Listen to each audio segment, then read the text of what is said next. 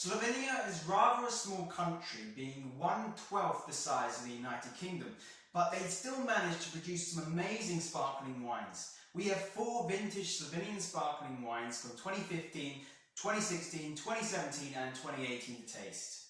Great stuff. Wow. Which one should we go with first? I think it was good, personally, to start from the beginning to the end. So the earlier date. The reason for that, usually, if you're with some friends and you've got some amazing wines, it's always best to open the best wines first, because as the day goes on, you have had a bit too much to drink and you can't remember the nicest wines, or your palate's ruined with too many wines or too much food. So for me, I'd always start with the best wine. We're assuming the better wine's going to be the older wine, but who knows? We're going to taste 4 magnificent vintages, and we're starting off with the Regansgoris Galiza. Yes, the Regansgoris Galiza. This is their 2015 Brut Nature. Brut Nature, so not much sugar there on the Brut Nature side. And it won a silver medal in the Pastries Delight category. Well, this is going to be right up my street if this is the case. I do like that style, that pastry, yeasty kind of character in the wine. Regansgoris is a very known winery in Slovenia. They are the oldest, being over 160 years old, started in 1852, and they are also the largest producer of wine in Slovenia, with over 4,500,000 litres a year. There we go. So yeah, they are a big winery. They're very passionate about their sparkling wines, though they do also do still wines. They produce a lot of the wines for the supermarkets across the country, so the brand is very, very well known. 170 years old, that would be, wouldn't it? So they're celebrating 170 years. A really good winery, based up on the northeastern side of Slovenia, touching upon the borders with Austria. And as I said, they're very passionate on their fizz, and we're passionate on our fizz, so yes, it's a good combination. Let's give this a go. So Pastries Delight silver medal. Certainly get a kind of apricot peach pastry on the nose. Yes, it's a light, fluffy pastry. Nice pastry. Yeah, so they've got that yeast element coming through. Floral notes as well. It's yellow character, it's fresh, it's fruity, and there's that yeasty kind of underlying character firmly there. Yes. So giving it this Pastries Delight kind of award. From the aroma, you can definitely tell. Definitely. Pastries Delight. Let's try the flavour.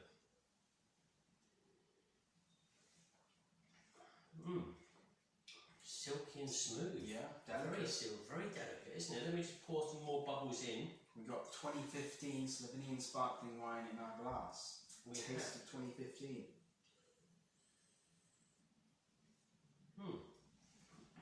It's a silky character. Again, the apricot and the peach, yellow fruits, the floral persisting. So what the nose shows, the palate's delivering the same thing. It's not aggressively acidic for me. It's quite a medium acidic level to it, but it's a nice balance. It's a very relaxing and calming drink. Certainly getting that pastry, that yeasty kind of character coming through with that silky edge. Definitely, I say yellow fruits, apricot, peach, a good length. Length is fading towards like minerals and floral. But really nice, very delicate. You feel like you're getting good value for money. You know, you've got quality wine in your glass. Yeah, I agree. It's not the sponge cake, but it's, you know, that alcoholized sponge cake. I'm sort of getting alcoholized pastry. Alcoholized pastry. So you've probably got a bit of alcohol on the plate, and it's kind of spread across into the pastry, and that pastry is sucking all that moisture in, and you're taking a bite into that. Something like that. It sounds good. Well, good start. Thank you very much, Regansgoris Galiza, 2015. Now, 1 year after. Yes, going on to 2016 with Fredi. So Yes. again, an extra. This is an extra brut, this one. So again, less sugar. It's a step below the brut, but a step above the Brut Nature. So this is the extra brut, and we've got the Saint-Peur. looks like on the label, Samurai Park. QR code on the back. That's always good to see, is the use of QR codes. And what else have we got? I believe this is the Echo Panina 2016. Izendro Zoho Letnik 2016. Possibly, Oliver, yeah. Yeah. And this won a gold medal in the Summer Days category. Gold medal Summer Days. So here we've got, the nice kind of orangey colouring to the wine. So this rosé orange, sunset-ish colour, but very welcoming. Very tiny bubbles in the glass. I've noticed some fine streams perlage in this glass, telling me, hey, we could be having a very good wine here. You might not be able to pick this up, but the bottle label colour and the wine colour is very I'll tell similar. you something, and that's very well noticed. The label is spot on to the colour of the wine. Maybe the winemaker is trying to tell us this is the colour. So yeah, I mean, this would be like a rosé, but when we're looking at this, we've got kind of a copper colour here, and well done, well spotted, Oliver. Oh wow, that is really good on the nose. Yeasty, but raspberries, strawberries, red berry fruits.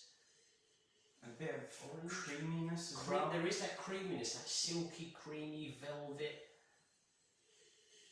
orange peel on it. Very interesting, very fruity, very fruity.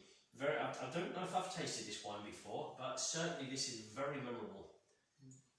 Definitely is. It's all I'm picturing is just a lovely, creamy pastry dessert. Creamy pastry dessert. What start on the nose of this wine here from Fredi? Let's try the flavours.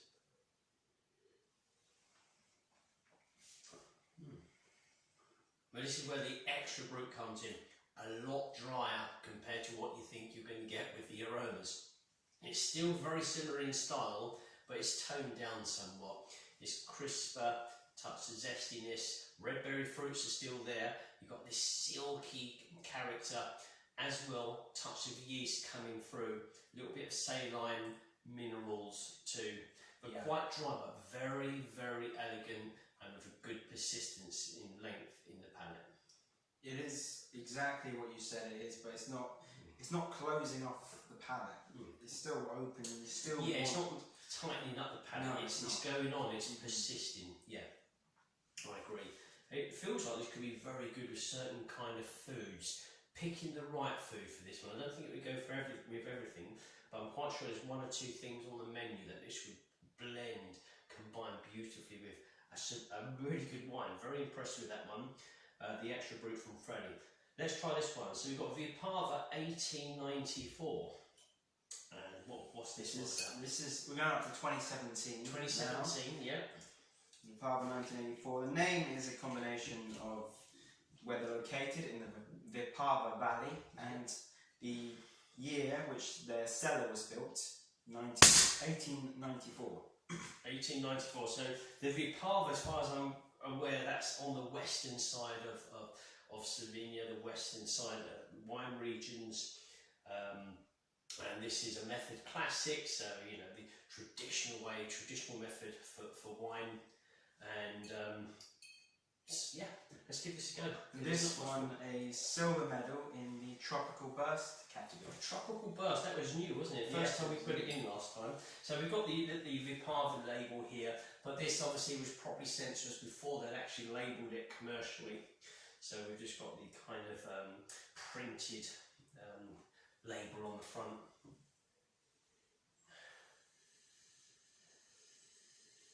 They're very different. Exotic, kind of lemon, lime, green fruit expression. There's also more. There's more to it. Maybe dried pineapple slices, something like that. Or the kind of fruit, the picking, what is it, the dried tropical fruit. You get the raisins, you get the coconut in there, you get the pineapple and the nuts and whatnot. Inside that kind of, I've just opened up the bag and I'm just smelling that. It smells like a maturer tropical experience rather than. Well, for old people, you mean? No, not young people. Okay. The fruit is either dried or it's aged in a sense. It's not like you just cut open a mango. It's. I understand what you're saying. It's either dried or it's part of a cake or part of something else.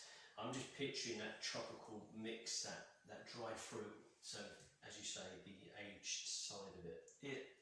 It feels perfect for a nighttime meal on the beach, on a tropical, like Hawaii or somewhere. What lifestyle all of us been having? When you that's so good. That sounds good, doesn't it? Can you imagine that situation? Well, we'll take this wine all day long if that was what we could have. But flavour-wise, what?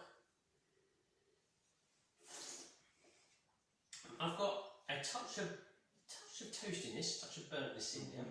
Yeah. I've got dried fruits again. It's not overly sweet. It's silky, but there's a touch of, how can you explain? There's a touch of bitterness in there too. So is that a zestiness? I'm trying to work out, is that a zesty from a certain kind of fruit, or is that a very dry, all the sweetness has been taken out of it, tropical fruit, like, say, let's just say coconut or pineapple, but it's a saline kind of pineapple. It's very hard to explain, actually. It has taken on a more toasting, maybe a little bit oaky sense, and I do get the zestiness, but I can't quite figure out what fruit it's coming from, but it feels like it's coming from either a tropical or exotic. It's certainly got a tropical. I can understand the judges. It's not like you've opened it and this is mango and pineapple juice. Wow, that's tropical. However, this is a little bit different. This is more complex. It's more complex. You have to work hard to dig out the aromas and flavours. You could spend a lot of time at the table with some friends, as I say, digging out the aromas and the flavours. And this is interesting. I'll tell you something. These so far, I've actually got better from older to younger. And I thought we were going to start with the best, which is still a very, very good wine. But as we've gone on, they've intrigued me more and more. So that was the Parvo, 1894. Yes. And now we go to Qatar. Qatar, the better. I like that. You've got a nice fingerprint label on there. I wonder if that's from the winemaker. That'd be a nice touch if it was. Yes. If not, it's the thief, and we have to send it to the police. And if you get a magnifying glass. But anyway, I'm not familiar with this winery. Neither do I know where it is. So I'm very interested to taste this one, which Oliver selected. It is located on the western part of Kras, K-R-A-S. Yep. We're going on to 2018 now. 2018. They ferment their wines underground in barrels from 200 to 2,000 litres. I thought you said 200 to 2,000 years old. I was going to say, wow, that's impressive. Yes, it would be. They started building their cellar in 1974, and this bottle... that's 1974, really? That's when I was born, so there we go. That's a fact for you guys. And this bottle won a silver medal in the Forget-Me-Not category. Forget-Me-Not, okay, so the Forget-Me-Not is a kind of very memorable flavour for whatever reason, and that could be the fact that you really liked it, it was totally different to anything you've ever experienced, or some of the judges could not put it into any of the other categories, or they were just totally intrigued to know where on earth did this wine come from. To some people it could be their kind of Marmite moment, felt this was really way out there and it's only a fit for certain occasions, whereas others thought this is really good. So it's not always going to be your typical aromas on a Forget-Me-Not wine. This to me, you're in for something different. Definitely different, and I don't know yet. We're going to see how we judge. But it's a touch cloudy, so there's an element of yeast still in this wine. It is taking on that sort of mango juice colour and look. But then you go for the nose, and you know why. I've already done it, and it is definitely worthy Forget-Me-Not. It is definitely. Well, I must say, I've noticed some very tiny bubbles in the glass, which I like. So although it's not that old, 2018, the tiny bubbles, as we say in the wine industry, you might be in for a good treat with a good quality wine. The smaller the bubbles, the better the wine. But it is very tiny bubbles, but certainly a cloudy orange colouring to the wine. And here comes the nose, which is totally different. There's a mixture of herbs, there's plenty of flowers, dry flowers, on the nose for me. All different colours. Orange, orange peel, glazed orange candied fruits. It's really good. These have got better and better.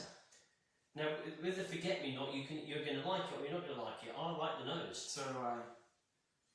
Certainly an orange feel to this one, but very floral. Yeah. Certainly dry flower petals on the nose.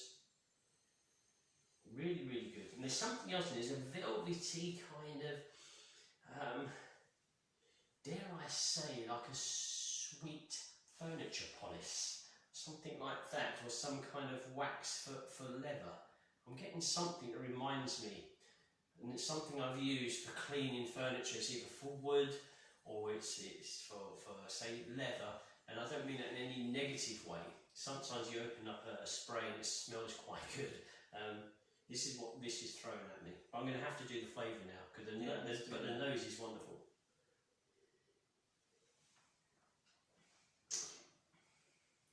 The flavour is not far off the nose, but it quickly drops down to be quite dry and bitter. Not so much sugar, but then towards the end it's getting clever. It's getting clever. I'm getting a touch of a savoury kind of nutty pastryness to the wine. So it's real lovely scale of flavours. Really clever. When it goes down to that bitterness level, it tastes like lemon or lime or even orange pulp. That's what's giving me. All of these kind of things, definitely. But did you find that as you went down to that depths of that kind of pulp side, that you suddenly went into the yeasty side? I've got a wonderful, like a biscuit a flavour in the palate. So it's very pastry. It's kind of a pastry's delight ending to what this wine was chosen as being a forget-me-not. This is really good. It does, yeah, definitely. It starts off with those dried flowers, goes down to that zesty pulp, touches on that pastry and nuttiness, and then ends with a sweetness. Well, I think, this is the EK extra brut, so we assume this is extra brut, so again, toning down on the sugar levels. This is classic method as well. But very, very much in line with our forget-me-not category that we have at Glass of Bubbly Awards. But this is in no way negative for this wine. This is really, really good. Yes.